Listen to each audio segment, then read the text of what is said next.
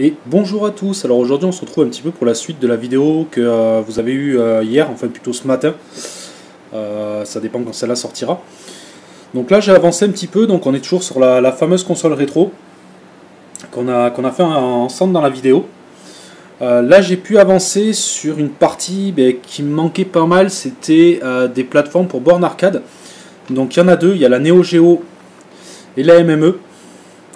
Donc là ça y est, après avoir bataillé un petit peu avec les BIOS, tout ça, ça fonctionne. Alors dans les MME j'ai pas encore tout qui fonctionne, mais bon la plupart sont bons. Par contre dans Neo Geo là je suis assez content, je viens de finir et de ce que j'ai testé quasiment tout fonctionne. On a les grands titres, hein, c'est vrai que ça peut être assez sympa. On peut faire un petit tour.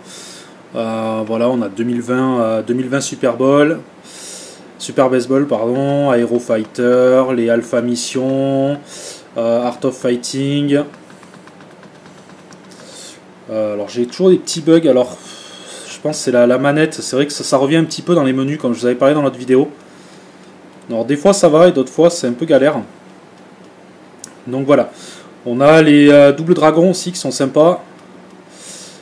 Qu'est-ce qu'on peut avoir, les fameux aussi Metal Slug. Donc on va aller les voir, on va lancer par exemple Metal Slug juste en mode démo. Parce que là comme on est vraiment sur des vrais ROM born arcade, vous allez le voir. On va lancer par exemple Metal Slug 5. Alors, au début l'image va bugger pendant un petit moment, mais c'est normal, ça, toutes les ROM Neo Geo font ça. Mais après ça fonctionne nickel franchement.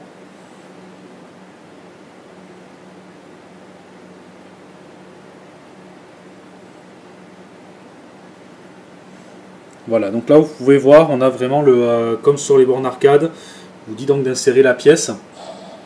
Et si je le laisse comme ça, tout simplement, il va tourner en mode démo, donc ça va être sympa quand la borne arcade va être faite. Tout simplement, on pourra le laisser en fait en mode démo comme ça. Alors après au niveau de l'image, si vous voyez des stries, c'est tout simplement que j'ai mis le filtre rétro. Alors il y en a qui aiment, il y en a qui aiment pas, moi je trouve quand même que ça donne un petit charme sympa, ça donne l'effet un peu tube cathodique, je sais pas si vous pouvez voir, je vais vous mettre un peu plus près.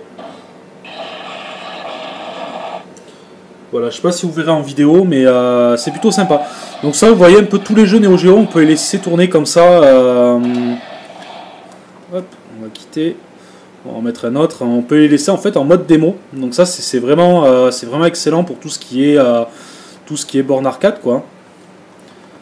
On peut voir un peu les autres jeux.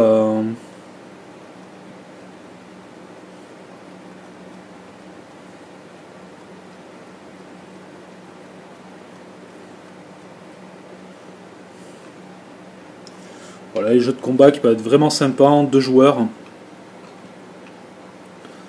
Jeux de moto, on a un petit peu de tout, hein.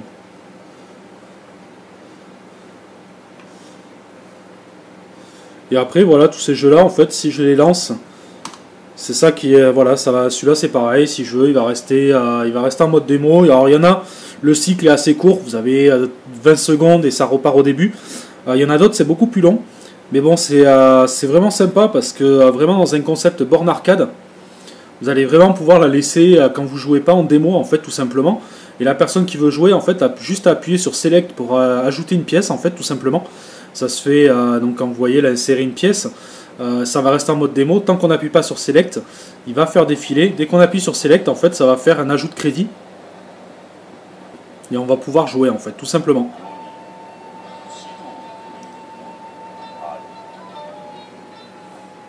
Alors sur le Raspberry, j'ai vu qu'en Neo Geo, il y en a certains qui ont un tout petit peu de mal.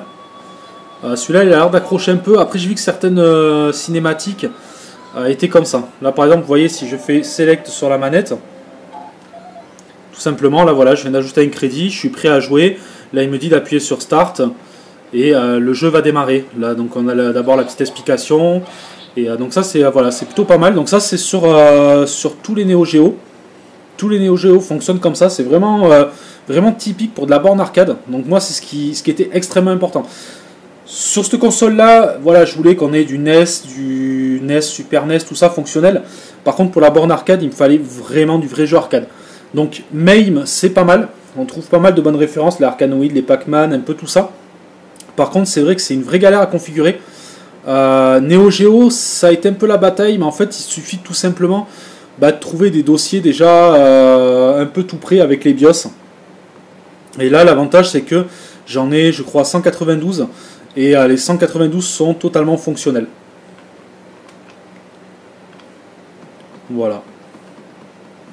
Donc voilà un petit peu, ça fait suite à la vidéo d'hier, hein, c'est petite avancée. Donc ça c'est déjà pour amorcer le prochain projet, donc c'est-à-dire la borne arcade. Donc c'est pour ça que je continue à bosser sur cette console là, parce que le système sera le même. Mais tout simplement, je commence voilà, à évoluer un petit peu vers une utilisation autre que console et plus d'utilisation borne arcade. Même si sur la borne arcade on pourra faire du NES, de la PS1, un peu toutes les consoles. Le plus important c'est quand même d'avoir cette plateforme là, la MAME et la Neo Geo, parce que c'est vraiment sympa et ça vous permettra vraiment de laisser votre borne en fonctionnement, en déco avec voilà, vous lancez, vous avez juste à arriver, vous pouvez changer un peu tous les jours, vous lancez le jeu que vous voulez, voilà, les jeux que vous aimez bien, et vous les laissez en mode démo. Vous pouvez laisser voilà, Metal Slug, on va dire un petit peu les grandes références sur arcade. Et donc voilà. Donc voilà, petite vidéo un petit peu voilà, assez courte, c'était histoire de montrer un petit peu l'avancée de ce projet là. Allez, sur ce, moi je vous dis à une prochaine vidéo. Ciao ciao.